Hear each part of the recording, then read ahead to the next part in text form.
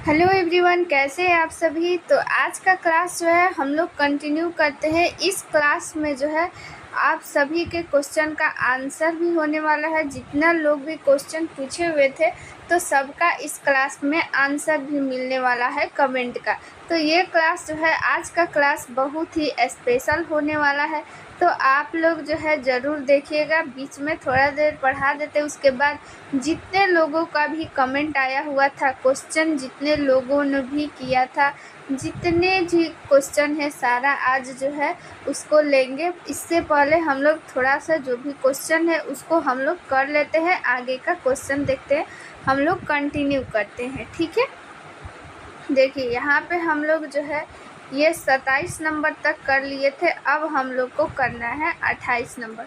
हम लोग ये कर लिए थे कि ग्रीवा का फैलाव जो पहली बार गर्भवती होती है तो ग्रीवा का फैलाव जो है कितना सेंटीमीटर पर घंटा होता है, 3 सेंटीमीटर पर घंटा। कितना सेंटीमीटर पर घंटा, 3 सेंटीमीटर पर घंटा, यानी 1 घंटा में 3 सेंटीमीटर जो है वो ग्रीवा यानी सर्विक्स का फैलाव होता है। देखिए अब हम लोग 28 नंबर पढ़ने वाले हैं। ठीक है, अगला क्लास जो है आप लोग बिल्कुल भी मिस कीजिएगा मत, क्योंकि अब जो है क्लास आने वाला है आप लोग का मेडिसिन से रिलेटेड। ठीक है, मेडिसिन से रिलेटेड आप लोग को क्वेश्चन जो है पता होगा कि BTSC 10,799 ANM में कितना भर के क्वेश्चन पूछा हुआ था। उसकी कोई गिनती ही नहीं है कि कितना क्वेश्चन पूछा गया था। ठीक है, भर के क्वेश्चन ये आया हुआ था। तो ये क्लास जो है अगला क्लास होने वाला है मेडिसिन से, आप लोग उसको रख लीजिएगा। क्वेश्चन जो है तैयार किया जा रहा है, किस टाइप का क्वेश्चन जो है पूछा गया था और क्या पूछा जा सकता है, सारा कुछ। ठीक है, तो इसको आप लोग उसको मिस मत कीजिएगा। चलिए हम लोग जो है अगला क्वेश्चन हम लोग यानी कि 28 नंबर क्वेश्चन हम लोग देखते हैं। ठीक है, अगर फ्रंटल कब बंद होता है। अगर फ्रंटल मतलब देखिए यहाँ पे जब बच्चा जन्म लेता है, ठीक है, तो आप लोग देखे होंगे कि अगला वाला ये जो सिर का हिस्सा होता है थोड़ा दलदला टाइप का रहता है और पिछला भी इधर का थोड़ा सा दलदला टाइप का। तो जो अगला दलदला टाइप का होता है उसको हम लोग अगर फ्रंटल बोलते हैं, और जो पीछे वाला थोड़ा सा दलदला होता है उसको पश्च फ्रंटल बोलते हैं। ठीक है, तो आगे वाला थोड़ा सा जो है वो जल्दी वो भर जाता है, पीछे वाला जल्दी भरता है और आगे वाला थोड़ा सा लेट से। ठीक है, तो पूछा जा रहा है कि अगर फ्रंटल जो है वो कब बंद हो जाता है। तो हमारा ऑप्शन फर्स्ट है जन्म के 1 महीने बाद, ऑप्शन सेकंड है जन्म के 2 महीने बाद, ऑप्शन थर्ड है जन्म के 18 महीने बाद, ऑप्शन डी है वो है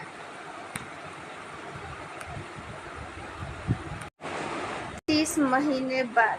तो इसका राइट आंसर हो जाएगा 6 महीना बाद, यानी कि 1.5 मंथ पे। 6 महीना यानी हुआ 1.5 महीना पे जो अगर फ्रंटल होता है वो बंद हो जाता है। तो आप लोग याद रखिएगा, ये इम्पॉर्टेंट क्वेश्चन है। ठीक है, अगर पोस्टेरियर का बात करें कि पीछे वाला फ्रंटल, उसको पोस्टेरियर फ्रंटल बोलते हैं। तो पोस्टेरियर फ्रंटल जो है वो 6 वीक पे भर जाता है। ठीक है, यहाँ पे है 6 मंथ। ठीक है, आगे वाला और पीछे वाला जो है वो 6 वीक पे भर जाता है। ठीक है, याद रखिएगा, ऑप्शन जो है ध्यान से पढ़िएगा, 6 वीक लिखा है या फिर 6 महीना। ठीक है, चलिए यहाँ पे देखिए 29 नंबर क्वेश्चन देखते हैं। 29 नंबर क्वेश्चन में क्या बोल रहा है कि एकल गर्भवती वाली महिला को कितनी अतिरिक्त कैलोरी की आवश्यकता होती है। यहाँ पे सैलरी नहीं है, यहाँ पे कैलोरी है। ठीक है, कितनी कैलोरी की आवश्यकता होती है। ठीक है, तो चलिए ऑप्शन फर्स्ट है 100 kilo calorie, option number B है 200 kilo calorie, option number C है 300 kilo calorie, option number D है 500 किलो कैलोरी। तो यहाँ पे हमारा ऑप्शन जो बी है 200 किलो कैलोरी वो राइट आंसर हो जाएगा। एकल गर्भावस्था यानी कि यहाँ पे 2 भ्रूण जो है एक साथ होता है, तो वो ट्विंस बेबी जिसको बोलते हैं, ट्विंस बेबी के लिए नहीं बोला जा रहा है, सिंगल बेबी के लिए बोला जा रहा है। जो भी गर्भ धारण किया और उसके गर्भ में सिंगल बेबी है तो उसको 200 किलो कैलोरी की आवश्यकता होगी। ठीक है, चलिए 30 नंबर क्वेश्चन देख लेते हैं। 30 नंबर क्वेश्चन क्या कहता है कि स्तनपान कराने वाली माँ को यह स्पष्ट करते हैं कि माँ को दूध डैश तक बच्चे की पोषण आवश्यकताओं को पूर्ण करने में सक्षम होता है। ठीक है, यहाँ पे क्वेश्चन ये बोला है स्तनपान कराने वाली यानी कि ब्रेस्ट फीडिंग कराने वाली माँ को, जो भी माँ ब्रेस्ट फीडिंग कराती है तो वो जो बच्चा जो है उसका, वो कब तक उसके दूध जो है बच्चे का पोषण को आवश्यकता के जो भी पोषण होती है, बच्चों की जो भी पोषण की आवश्यकता होती है तो वो कब तक पूरा करने में सक्षम होती है। ठीक है, तो 3 माह होता है कि 6 माह, 1 वर्ष और 2 वर्ष कब तक सक्षम होगा बच्चे को पोषण को। जो भी माँ दूध पिलाएगी तो उसका जो दूध होगा, माँ का दूध होगा, बच्चे के अंदर जाएगा तो उसको पोषण का जितना भी चीज़ चाहिए होगा, कैल्शियम, मैग्नीशियम, ठीक है, ये सारी चीज़ें जो भी दूध में पाई जाती है तो वो कितने वर्ष से कितने माह तक पूरा करता है। तो हमारा राइट आंसर हो जाएगा ऑप्शन नंबर डी, 2 वर्ष तक। यहाँ हम बात करें तो बात करते हैं कि ऑप्शन बी जो हम लोग यहाँ पे 6 माह देखते हैं। अधिकतर लोग सोच रहे होंगे 6 माह, तो 6 माह नहीं होता है, 2 साल होता है। 6 माह तक तो सिर्फ और सिर्फ माँ को जो है बच्चे को माँ का ही सिर्फ दूध दिया जाता है। 6 माह के बाद ही जो भी लिक्विड वाला चीज़ हो गया जैसे दाल का पानी, ये सारा कुछ जितना होता है धीरे धीरे जैसे मैस के कुछ केला ये सब खिलाना, ये सब कुछ 6 माह के बाद शुरू करते हैं, लेकिन 6 माह तक सिर्फ और सिर्फ माँ का दूध ही पिलाना चाहिए। 31 नंबर देखते हैं। 31 नंबर का देखिए, प्रसव की तृतीय स्टेज की अवधि। तृतीय स्टेज यानी कि 3rd स्टेज की अवधि यहाँ पे पूछा जा रहा है, यानी समय जो है कितना होता है। हमारा ऑप्शन नंबर फर्स्ट है 2 घंटा, ऑप्शन सेकेंड है 4 घंटा, ऑप्शन नंबर सी है 45 घंटा, ऑप्शन डी है 15 मिनट। तो यहाँ पे देखिए ऑप्शन के अकॉर्डिंग जो है वो 45 मिनट राइट आंसर हो जाएगा। कहीं कहीं 30 मिनट भी दिया रहता है, तो देखिए यहाँ पे 30 से 45 मिनट जो होता है वो राइट आंसर हो जाता है। तो ऑप्शन के अकॉर्डिंग हम लोग चूज करेंगे। ठीक है, अगर यहाँ पे 30 दिया रहता, 45 नहीं दिया रहता तो हम लोग 30 टिक करते। अगर आप लोग सोचिएगा दोनों दिया रहेगा तब क्या करेंगे, तो दोनों नहीं देगा, अगर बाई चांस दे दिया तो भी हम लोग 30 पे टिक करेंगे। ठीक है, ऑप्शन दूर दूर ही देगा, जैसे यहाँ पे 2 घंटा दे दिए, 4 घंटा, 15 मिनट, 45 मिनट, तो ऐसे ही ऑप्शन देगा। तो यहाँ पे ऑप्शन के अकॉर्डिंग हमारा 45 मिनट राइट आंसर हो जाएगा तृतीय स्टेज में। यहाँ पे जो प्रीमी ग्रेविडा और मल्टी ग्रेविडा दोनों के लिए एक ही टाइम होता है 30 से 45 मिनट। ठीक है, अलग अलग नहीं होता है, दोनों में सेम ही होता है टाइम।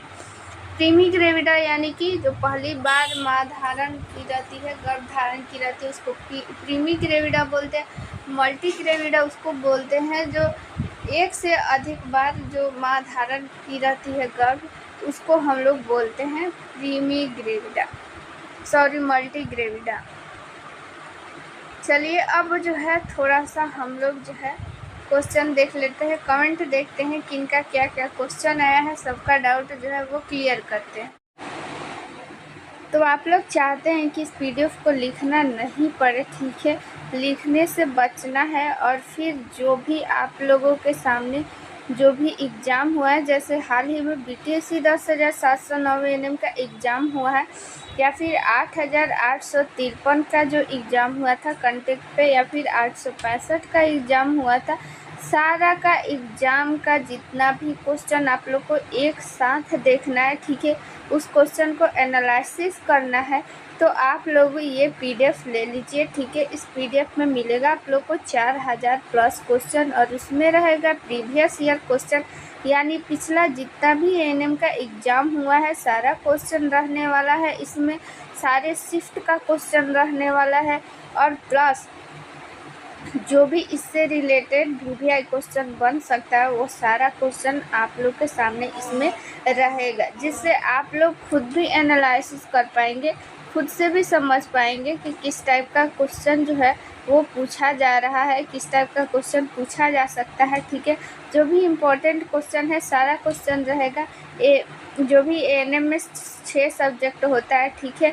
सेकेंड ईयर में जो होता है मिडवाइफरी और हेल्थ सेंटर मैनेजमेंट, और फर्स्ट ईयर में health promotion, child health nursing, community health nursing और प्राइमरी हेल्थ। ये सारा जो है आप लोग के सामने जितना भी क्वेश्चन है सारा कुछ रहने वाला है, ठीक है। और सारा इम्पोर्टेंट जितना भी क्वेश्चन है सारा रहेगा, आप लोग को लिखने की ज़रूरत नहीं है, सारा एक PDF में मिल जाएगा। इस PDF को अब आप लोग के मन में आ रहा होगा कि ये PDF कैसे ले। तो ये PDF लेने के लिए आप लोग के सामने एक WhatsApp नंबर यहाँ पे दिख रहा है। ये WhatsApp नंबर चंदन सर का है। ये WhatsApp नंबर आप लोग जो है स्क्रीनशॉट ले लीजिए और अपने जो है मोबाइल में सेव कर लीजिए, और फिर इस पर WhatsApp कीजिए कि PDF चाहिए, तो आप लोगों को ये PDF WhatsApp पे मिल जाएगा। ठीक है, बहुत ही इम्पॉर्टेंट ये PDF है। आप लोग के सामने जो भी एग्ज़ाम में वैकेंसी आने वाली है, जो भी वैकेंसी आने वाली है, ठीक है, वो वैकेंसी में इस PDF से आप लोग 100% श्योर रहिए कि इस PDF से ही क्वेश्चन आने वाला है। क्योंकि अभी तक जितना भी एग्ज़ाम हुआ है सारे एग्ज़ाम का इसमें रहने वाला है प्रीवियस ईयर क्वेश्चन, प्लस उससे रिलेटेड जितना भी इम्पोर्टेंट क्वेश्चन है सारा कुछ इंक्लूड किया गया है। ठीक है, और वो PDF जो है इसमें आप लोग को यूट्यूब पे पढ़ाया भी जाएगा, और जो भी एक स्पेशल की पॉइंट है उसको आप लोग को मिलेगा एक WhatsApp ग्रुप में। जैसे ही आप लोग ये PDF परचेज कीजिएगा आप लोगों को एक WhatsApp ग्रुप में ऐड कर दिया जाएगा, और उस जो ग्रुप है उस ग्रुप में आप लोगों को जो भी PDF लेंगे केवल वही रहेंगे, और उस ग्रुप में आप लोगों को एक सीक्रेट जो है वो वीडियो भी शेयर किया जाएगा, जिससे आप लोगों को जो भी डाउट है वो क्लियर हो पाएगा। ठीक है, जो भी डाउट है वो आप लोग पूछ भी सकते हैं, क्लास का सारा अपडेट उसमें मिल जाएगा। ठीक है, जितनी भी परेशानी है आप लोग वहाँ से शेयर कर सकते हैं। ये WhatsApp नंबर आप लोग जो है WhatsApp नंबर सेव कर लीजिए, चंदन सर का है। तो आप लोग ये PDF ज़रूर लीजिए, ये WhatsApp नंबर है, WhatsApp नंबर पे तुरंत ही मैसेज कीजिए। चलिए अब हम लोग देखते हैं अगला क्वेश्चन। देखिए यहाँ पे हम लोग देखते हैं, यहाँ पे अंजुला कुमारी जी का जो है यहाँ पे एक क्वेश्चन है कि मैम उद्भवन का मतलब क्या होता है, नहीं समझ आ रहा है, इंक्यूबेशन पीरियड होता है क्या। तो जी हाँ अंजुला कुमारी जी, आप बिल्कुल राइट सोच रही हैं। उद्भवन काल का मतलब इंक्यूबेशन पीरियड ही होता है। ठीक है, तो दोनों में आप जो है कंफ्यूज मत होइए। आप पूछ ली, डाउट क्लियर कर ली, बहुत अच्छी बात है। ऐसे ही जिनके मन में जो भी क्वेश्चन है आप लोग पूछिए, कमेंट का आंसर जो है ज़रूर दिया जाएगा। और यहाँ पे एक प्रियंका सिंह का जो है वो क्वेश्चन है, वो क्वेश्चन क्या है कि मेघ लाश का कितना दिन में ठीक होता है। ये क्या बोल रही हैं प्रियंका सिंह जी, आपका क्वेश्चन का जो है वो समझ में नहीं आ रहा है, आप क्या लिखी हैं। जो भी क्वेश्चन है आप जो है इस वीडियो में कमेंट कर दीजिएगा, उसका आंसर दिया जाएगा। ठीक है, यहाँ पे समझ नहीं आ रहा है आप क्या लिखी हैं। फिर से प्रियंका सिंह जी कमेंट की है कि ऑनलाइन क्लास स्टार्ट कीजिए मैम, थ्योरी के जैसा पहले क्लास होता था। तो देखिए पहले जो है ऐप पे थ्योरी वाला क्लास होता था, और यूट्यूब पे भी होता था थ्योरी वाला क्लास जो है, लेकिन अभी जो है ऑब्जेक्टिव क्वेश्चन स्टार्ट किया जा रहा है। धीरे धीरे जो है बीच बीच में थ्योरी वाला क्लास भी आप लोग को मिलेगा, इसका टेंशन मत लीजिए फ़िलहाल। लेकिन अभी जो भी इम्पोर्टेंट है वो क्वेश्चन आप लोग के सामने बताया जा रहा है, जो भी क्वेश्चन जो है एग्ज़ाम में पूछा जा रहा था। ठीक है, क्योंकि कोई जो है यहाँ पे ये नहीं है कि परमानेंट आएगा या वैकेंसी या कंटेक्ट पे आएगा, लेकिन जो भी क्वेश्चन जो भी आएगा वैकेंसी तो यहाँ पे वो क्वेश्चन पूछा ही जाएगा। टेक्निकल क्वेश्चन तो इम्पोर्टेंट ही है, तो वैकेंसी के आने से पहले हम लोग जितना भी टेक्निकल क्वेश्चन है सारा को कवर कर लेंगे, ताकि आने वाली वैकेंसी में हम लोग को कोई भी दिक्कत नहीं हो, और आप लोग का एक सीट जो है वो पक्का हो जाए, आप लोग का एक सीट कहीं नहीं जाए, आप लोग के नाम वो सीट ज़रूर रिजर्व हो जाए। इसके लिए ये सब आप लोग के लिए ही इतना मेहनत किया जा रहा है फ्री में, तो आप लोग जो है इस क्लास को नहीं लिखना पड़े तो PDF वाला जो है ज़रूर आप लोग ले लीजिएगा।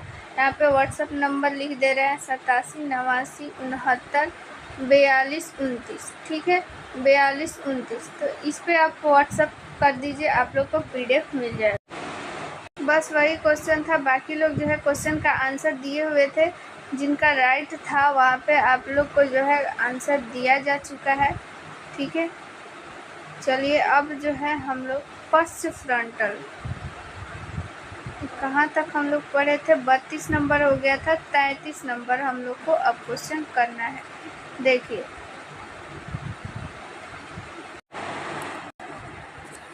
तो 33 नंबर यहाँ पे हम लोग जो है ध्यान से पढ़ते हैं। फर्स्ट फ्रंटल नेल पर कुल कितने सूचर जुड़ते हैं, ठीक है। फर्स्ट फ्रंटल पे कुल कितने सूचर जुड़ते हैं।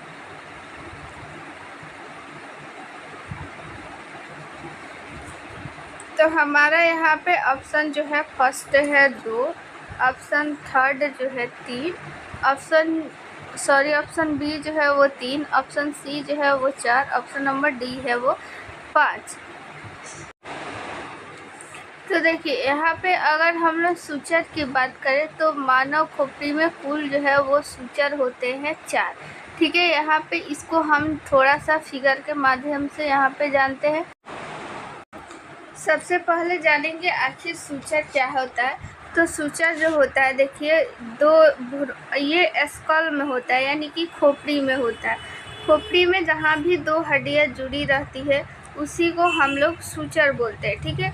जहाँ 2 हड्डियाँ जुड़ती है वहाँ पे सूचर उसको बोलते हैं। तो सूचर ये आप लोग 4 देखिए कौन कौन सा है, लैम्डोइड सूचर, सैगिटल सूचर, और यहाँ पे कोरोनल सूचर है और फ्रंटल सूचर, ठीक है। तो ये आप लोग याद रखिएगा। अगला हम लोग क्वेश्चन देखते हैं 34 नंबर क्वेश्चन।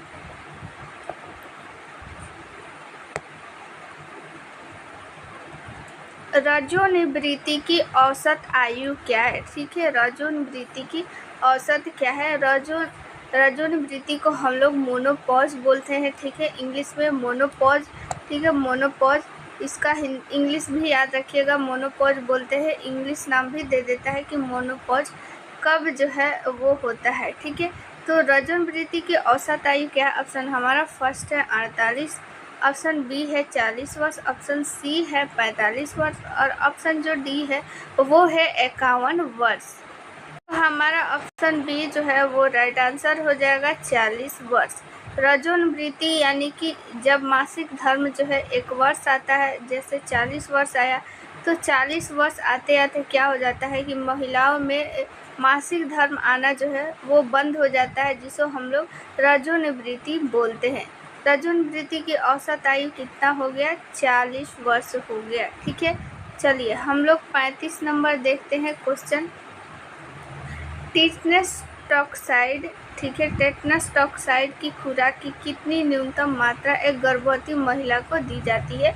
ये पहले जो है वो टेटनस टॉक्साइड था, अब जो है वो वैक्सीन आने लगी है TD। पहले आता था TT, टेटनस टॉक्साइड, अब आ गया है यहाँ पे गवर्नमेंट जो भी सप्लाई करती है वो TD करती है, टेटनस डिप्थीरिया। इसमें डिप्थीरिया को ऐड कर दिया है, ठीक है। तो उसकी न्यूनतम मात्रा कितनी है, इसकी टेटनस टॉक्साइड और टेटनस डिप्थीरिया दोनों का डोज समान ही है। तो न्यूनतम मात्रा एक महिलाओं को दी जाती है, यानी न्यूनतम मात्रा जो है एक महिला को कितनी दी जाती है। ऑप्शन हमारा फर्स्ट है 0.1 ml, ऑप्शन बी जो है 0.5 ml है, ऑप्शन सी जो है वो है 0.01 ml, ऑप्शन नंबर डी है 0.05 ml। तो हमारा यहाँ पे राइट आंसर ऑप्शन बी हो जाएगा, 0.5 ml देते हैं, ठीक है। इसका भी अलग अलग डोज है। जैसे पहली बार जो गर्भवती महिला होती है इसका 2 डोज लगाया जाता है, ठीक है। न्यूनतम 2 डोज इसका लगाया जाता है। एक लगाया जाता है, मान लीजिए जब भी उसका फर्स्ट डोज लगा उसके 28 दिन बाद उसको सेकेंड डोज लगता है। दोनों डोज का मात्रा वही है, 0.5 ml ही होता है, ठीक है। यहाँ पे दूसरा कंडीशन ये आता है कि जो माँ जो है दूसरी बार गर्भवती होती है तो अगर वो 3 साल के अंदर में प्रेग्नेंट होती है तो उसको टीडी बूस्टर बोलते हैं, वो लगता है। उसकी भी मात्रा 0.5 ml ही होती है। अगर 3 साल से ऊपर हो गया उसको, यानी उसका बच्चा जो पहला है वो 3 साल से ज़्यादा का है, तो फिर उसको हम लोग 2 डोज देते हैं और वही खुराक है 0.5 ml ही देते हैं। पहला डोज के बाद दूसरा डोज का अंतर 28 दिन का होता है, कम से कम न्यूनतम 28 दिन का अंतर होना चाहिए, याद रखिएगा, इम्पोर्टेंट है। चलिए अगला देखते हैं। डैश के बाद रेफ्रिजरेटर स्तन दूध को काम में नहीं लेना चाहिए, यानी कि कोई माँ जो रहती है अपनी दूध को कितने दिन तक रेफ्रिजरेटर में रख कर पिला सकती है। इसकी भी कौन सी कारण है ये हम बताएंगे, लेकिन फ़िलहाल अभी इसका आंसर बताइए। ऑप्शन फर्स्ट है 2 महीना, ऑप्शन बी है 2 सप्ताह, ऑप्शन सी जो है वो 28 घंटा है, ऑप्शन डी है वो है 1 सप्ताह। तो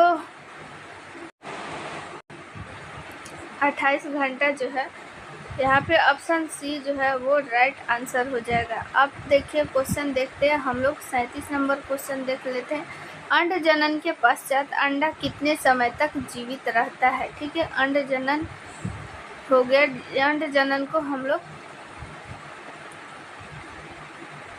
ओवुलेशन बोलते हैं इंग्लिश में। तो ओवुलेशन के कितने घंटा बाद जो है वो अंड जीवित रहता है, क्वेश्चन ये पूछा है। ऑप्शन फर्स्ट है 1 से 6 घंटा, ऑप्शन बी है 12 से 24 घंटा, ऑप्शन जो सी है वो है 24 से 36 घंटा, ऑप्शन नंबर जो डी है वो है 48 से 72 घंटा। तो यहाँ पे हमारा ऑप्शन बी जो है वो राइट आंसर हो जाएगा, यानी कि 12 से 24 घंटा तक ही जीवित रहता है। ठीक है, चलिए यहाँ पे फिर से वही क्वेश्चन आ गया, रिपीट हो गया है। अगला क्वेश्चन देख लेते हैं। अगला क्वेश्चन क्या कहता है? गर्भाशयी जीवन के दौरान भ्रूण में किस आयु तक किडनी द्वारा मूत्र निर्माण प्रारंभ हो जाता है? यानी एक जो भ्रूण है उसका जो है किस आयु तक किडनी का निर्माण हो जाता है? ठीक है, किडनी का निर्माण हो जाने के बाद उसका मूत्र जो होता है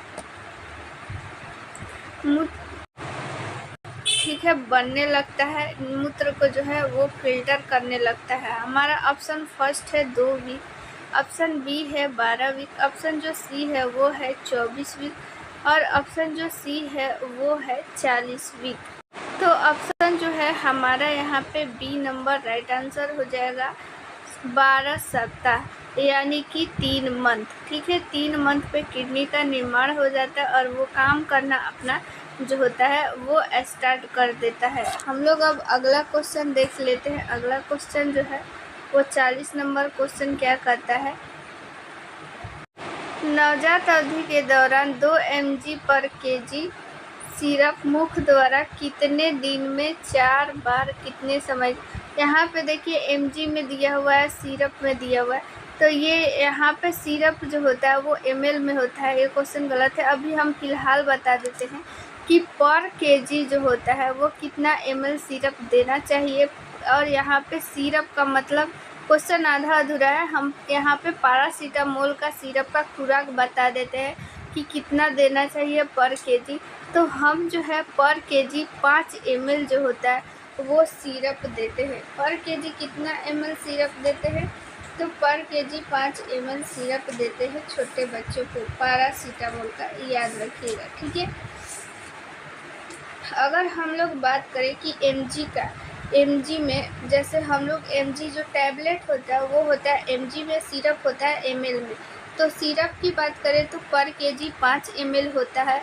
अगर टैबलेट की बात करें तो 5 केजी 10 mg होता है, पर केजी 10 mg होता है। ठीक है, पर केजी अगर हम उसको mg में दे रहे हैं तो कितना mg देंगे? पर केजी 10 mg। ठीक है, अगर सिरप दे रहा है तो पर केजी कितना हो गया? 5 ml हो जाएगा। ठीक है, mg में कहेगा तो हम लोग दुगुना कर देंगे। ठीक है,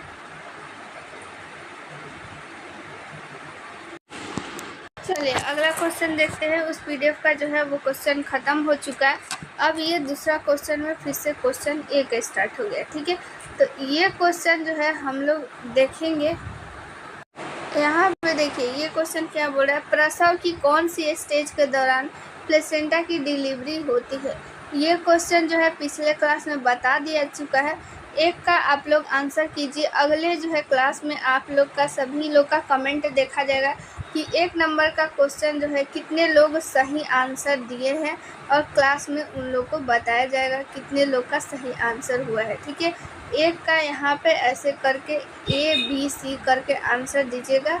ठीक है, देखते हैं कितने लोगों का सही आंसर आता है। यहाँ पे देखिए क्वेश्चन नंबर 2 जो है ये भी रिपीटेड क्वेश्चन है। इस क्वेश्चन को भी हम बताए हैं, और थर्ड का भी। तो आप लोग तीनों का आंसर दीजिएगा कि क्या होगा। यहाँ पे 1 2 3 ऐसे करके इसका क्या आंसर होगा। सभी लोग आंसर कीजिएगा। अगले क्लास में चेक होगा किनका सही आंसर आया है और किनका गलत आंसर आया है। 4 नंबर हम लोग अभी क्वेश्चन देख लेते हैं कि WHO के अनुसार, यहाँ पे देखते हैं WHO के अनुसार सामान्य प्रसव के पश्चात एक माँ को कितने समय में स्तनपान कराना चाहिए। तो यहाँ पे राइट हमारा आंसर हो जाएगा ऑप्शन नंबर ए, 30 मिनट के भीतर। तो देखिए वो PDF जो है रिपीटेड था, पढ़ाई हो चुका है। अब हम लोग जो है दूसरे PDF से स्टार्ट करते हैं। ठीक है, चलिए यहाँ पे जो है हम लोग के सामने एक नया क्वेश्चन आ चुका है। वो क्वेश्चन है निषेचित डिंब का अंतराकोशीय आरोपण पूरा होता है।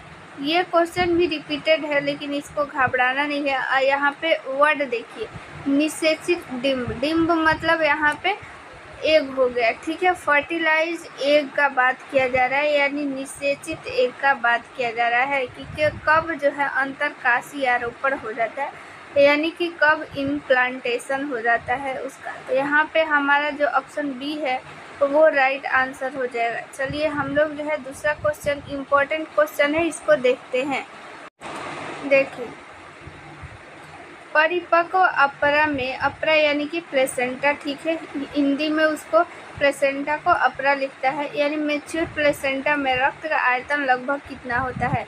तो हमारा ऑप्शन फर्स्ट है 500 ml, ऑप्शन बी जो है वो 150 ml, ऑप्शन सी है 1000 ml, ऑप्शन डी है 50 ml। तो यहाँ पे हमारा राइट आंसर हो जाएगा 500 ml जो होता है रक्त का आयतन होता है। याद रखिएगा, इम्पोर्टेंट क्वेश्चन है। ठीक है, 3 नंबर क्वेश्चन देख लेते हैं कि एमनियोटिक द्रव के बारे संबंध में निम्नलिखित में से कौन सा कथन जो है वो सत्य नहीं है। क्वेश्चन ध्यान दीजिएगा, सत्य नहीं है यानी कि कौन सा कथन जो होता है हो रहा है यहाँ पे दिया है, इसमें वो कौन सा कथन जो है वो गलत है।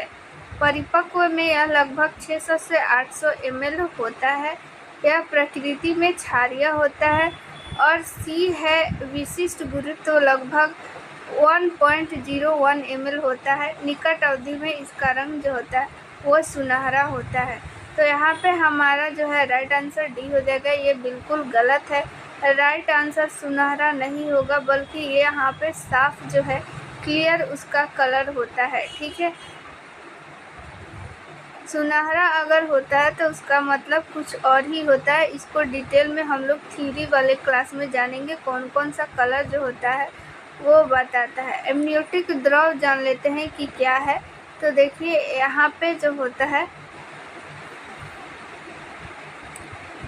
ये इसके अंदर क्या होता है, ये बाहरी वाला झिल्ली है, और इसमें हो गया ये भ्रूण। ठीक है, ये भ्रूण हो गया, और भ्रूण जो होता है ये प्लेसेंटा हो गया। ठीक है, और इसके अंदर क्या होता है कि प्लेसेंटा होता है, प्लेसेंटा, और ये झिल्ली के अंदर क्या होता है एमनियोटिक द्रव भरा रहता है। ठीक है, ये बाहर, 1 मिनट इसको अच्छा से बनाते हैं बड़ा।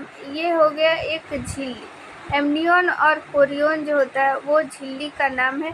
एमनियोन को झिल्ली के अंदर क्या होता है एमनियोटिक फ्लूइड इसमें भरा रहता है। ठीक है, इसमें क्या होता है भ्रूण होता है।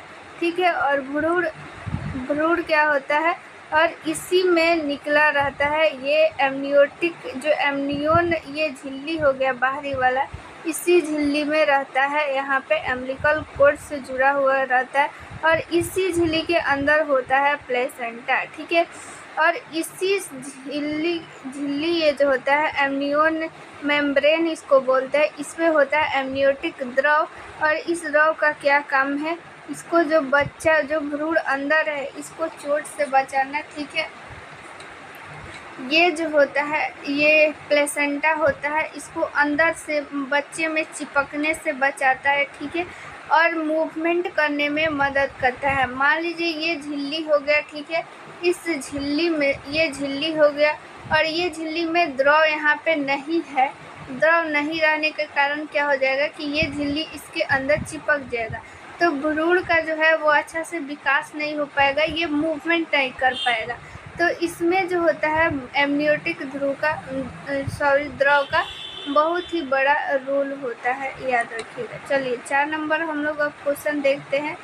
परिपक्वता के बाद एमनियोटिक का जो द्रव का रंग होता है, यानी जब मैच्योर हो जाता है, ठीक है, मैच्योरिटी के बाद एमनियोटिक द्रव का कलर कैसा होता है? ऑप्शन जो फर्स्ट है वो है पीला स्ट्रो रंग, गोल्डन। ऑप्शन सी है पीला रंग, गहरे भूरे रंग का। परिपक्वता यानी कि 40 से 41 सप्ताह के बाद हम लोग बोलते हैं परिपक्वता, ठीक है। तो जैसे ही 40 से 41 वीक पार करता है, 40 से अगर एबव हो जाता है भ्रूण माँ को गर्भ धारण किए हुए, मान लीजिए कि यहाँ पे जो है 37 हो गया, 38 हो गया वीक, 39, 40, 41, 40 से 41 के बाद जैसे ही ऊपर आता है तो एमनियोटिक द्रव का जो कलर होता है वो चेंज होता है, और कौन सा कलर हो जाता है? हरा पीला, ठीक है। तो आप लोग एमनियोटिक द्रव का कलर देखकर भी बता सकते हैं कि उसका कितना वीक हुआ होगा। तो हरा पीला अगर रंग है तो इसका मतलब कि वो जो महिला गर्भ धारण की है उसका गर्भ धारण किए हुए 40 से 41 वीक के से ज़्यादा हो चुका है, तभी उसका एमनियोटिक द्रव का रंग कैसा हो जाएगा? हरा पीला हो जाएगा, ठीक है, ग्रीनिश येलो कलर का हो जाएगा। अब हम लोग 5 नंबर क्वेश्चन देख लेते हैं कि एमनियोटिक द्रव में उपस्थित कार्बनिक यौगिक, यानी कि एमनियोटिक द्रव में कौन कौन सा चीज़ जो होता है, ठीक है। ऑप्शन फर्स्ट है प्रोटीन, ऑप्शन जो बी है वो है लिपिड और ग्लूकोज, ऑप्शन सी है यूरिया यूरिक एसिड, ऑप्शन जो डी है वो है सभी। तो देखिए यहाँ पे हम लोग एमनियोटिक द्रव की बात करते हैं, तो एमनियोटिक द्रव में ये सारा कुछ जो होता है वो सारा कुछ पाया जाता है। तो देखिए आप लोग से एक राय लेना है कि क्या अगर आप लोग चाहती हैं फिगर से, जैसे एमनियोटिक द्रव यहाँ पे बताया गया है, तो फिगर के माध्यम से ये सारा कुछ बताया जाए जिससे आप लोग को अच्छा से समझ है, हम ये सोच रहे हैं। तो आप लोगों की क्या राय है, फिगर से समझाया जाए या नहीं? आप लोग को क्या लगता है, फिगर से समझाने से टाइम वेस्ट होगा या फिर ज़्यादा से ज़्यादा आप लोग को समझ में आएगा? कमेंट में राय ज़रूर दीजिएगा कि फिगर के माध्यम से पढ़ाया जाए या नहीं।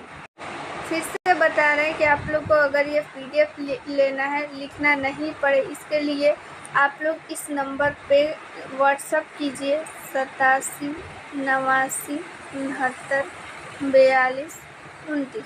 ये चंदन सर का नंबर है, इस पे व्हाट्सअप कीजिएगा तो ये PDF आप लोग को मिल जाएगा, ताकि आप लोगों को कोई भी परेशानी जो होता है वो नहीं हो और आप लोगों का तैयारी जो है बेहतर हो सके और जो है यूनिक और फास्ट तरीके से हो सके, ठीक है। चलिए क्वेश्चन नंबर हम लोग 6 देख लेते हैं। निम्नलिखित में से कौन सा जो है वो असत्य है, यानी कौन सा क्वेश्चन ये ऑप्शन जो है वो गलत है। तो हमारा ऑप्शन फर्स्ट है गर्भावस्था के दौरान गर्भाशय का आकार बढ़ जाता है। ऑप्शन बी है परिपक्वता समय पर गर्भाशय का वजन लगभग 200 से 800 ग्राम हो जाता है। और ऑप्शन जो है सी है वो है मल्टीपेरा में गर्भाशय की स्थिति आमतौर पर उल्टी होती है। और ऑप्शन जो डी दिया हुआ है वो है 36वें सप्ताह के बाद गर्भाशय का आकार गोलाकार हो जाता है। हमारा यहाँ पे राइट आंसर जो हो जाएगा बी हो जाएगा। ये बिल्कुल गलत है। गर्भाशय का वजन 200 से 800 ग्राम नहीं होता है। तो कितना होता है आप लोग कमेंट में ज़रूर बताइएगा कि गर्भावस्था में गर्भाशय का वजन कितना होता है, ठीक है।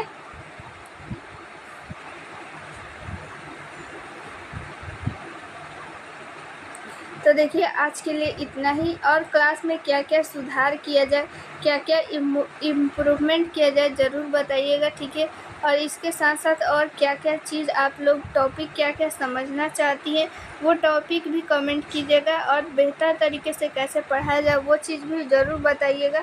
और मिलते हैं नेक्स्ट वीडियो में। थैंक यू, जय हिंद।